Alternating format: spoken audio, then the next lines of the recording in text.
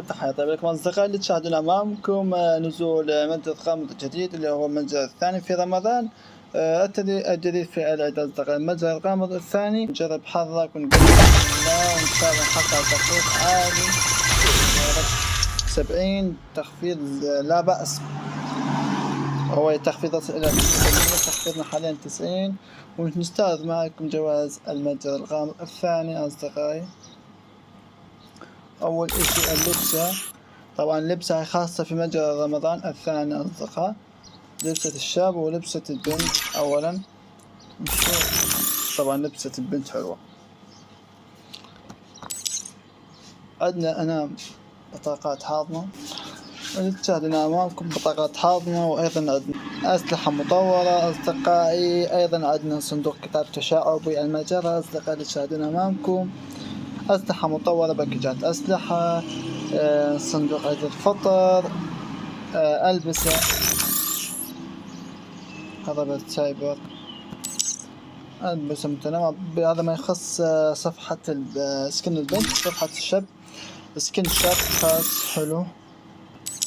وعندنا أيضا بطاقة تغيير اسم، باكجات أسلحة مطورة، لسه خاصة سايبر الصحراوي اللي تشاهدون أمامكم، توكن أي توكن تومسون العملاق.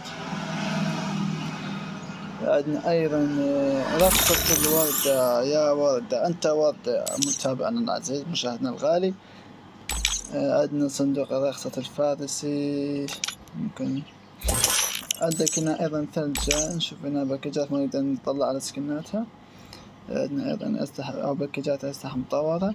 طبعا ما أكو شيء مميز في يثير الانتباه أو يلفت النظر بالنسبة لرقصات جديدة أو خاصة في رمضان في متجر التخفيض الثاني.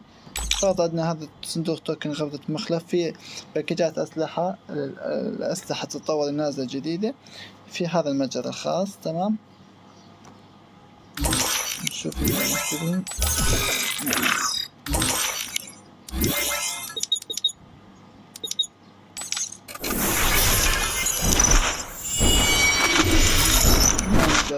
تمام، بنبدأ بالفور تومسون. كم نحتاج ذهب للترقية؟ كنا نحتاج إلى 40. متجر الغامض اللي نزل جديد بالنسبة للجواهر الحقيقية، لكن أيضا نزل متجر خاص في رمضان في نهاية رمضان أيضا اسمه الجواهر المجانية أصدقائي. كيف تحصل على الجواهر المجانية؟ في خلال مهمات خاصة في هذا الحدث أحصل عليها مجانا. هذه المهام التي من خلالها نحصل على الجواهر المجانية، مهام أسبوعية ومهام يومية أصدقائي تتجدد يوميا.